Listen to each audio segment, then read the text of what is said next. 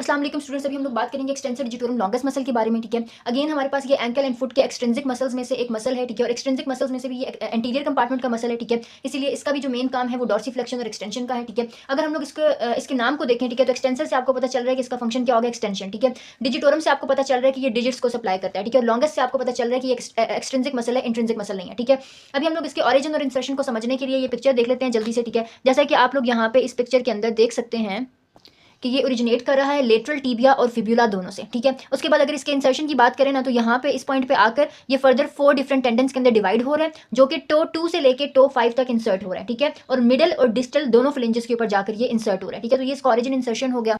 बाकी इसका एक्शन देख लेते हैं। ठीक है, एक्शन के लिए आप देखें कि जाहिर सी बात है, एक्शन किस तरह से होता है हमारे पास कि जब हमारे पास जो मसल की बेली है वो शॉर्टन करती है। ठीक है, तो जैसे ये मसल हमारे पास शॉर्टन करेगा तो उसकी वजह से क्या होगा कि ये हमारे पास ऊपर की तरफ आपके जो फुट है उसको लिफ्ट करेगा। ठीक है, जब ये फुट को लिफ्ट करेगा, ठीक है, तो ये हमारे पास एंकल के ऊपर एक तो डॉर्सिफ्लेक्शन कॉज करेगा, दूसरा ये क्या करेगा कि जब टोज को ये ऊपर की तरफ लेकर जाएगा तो डेफिनेटली टो 2 से लेके 5 तक हमारे पास ये एक्सटेंशन कॉज करेगा। ठीक है, तीसरा एक और इसका फंक्शन है। ठीक है, क्योंकि आपको पता है कि ये हमारे पास टो 2 से लेके 5 तक लगा हुआ है, टो 1 पे नहीं लगा हुआ। ठीक है, इसीलिए ये फुट की जो लेटरल साइड होती है, ठीक है, उसको क्या करेगा, लिफ्ट करेगा।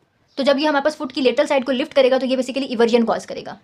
बाकी अगर इसकी इनर्वेशन की बात करें तो डीप पेरोनियल नर्व, ठीक है, जो कि बेसिकली फिब्युलर नर्व है, उसके L4 L5 और S1 सेगमेंट्स इसको सप्लाई करते हैं। ठीक है, नेक्स्ट हमारे पास इसकी ब्लड सप्लाई अगेन वही है, एंटीरियर टिबियल आर्टरी। ठीक है, अच्छा, इस मसल के ना कुछ एंटागोनिस्ट हैं। ठीक है, एंटागोनिस्ट जो कि इसका ऑपोजिट फंक्शन परफॉर्म करेंगे, जैसे बाइसेप्स का एंटागोनिस्ट जो है वो ट्राइसेप होता है, क्वाड्रिसेप्स के एंटागोनिस्ट हैमस्ट्रिंग्स होते हैं। ठीक है, इसी तरीके से जो एक्सटेंसर डिजिटोरम लॉन्गस मसल है, ठीक है, क्योंकि इसका क्या काम है कि ये चारों जो टोज हैं, ठीक है, उनकी एक्सटेंशन कॉज कर है, तो इसके जो एंटागोनिस्ट मसल्स हैं वो मसल्स होंगे जो कि चारों टोज की फ्लेक्शन कॉज करेंगे। ठीक है, तो उसमें दो मसल आते हैं, फ्लेक्सर डिजिटोरम लॉन्गस आते हैं, फ्लेक्सर डिजिटोरम ब्रेविस मसल्स आते हैं।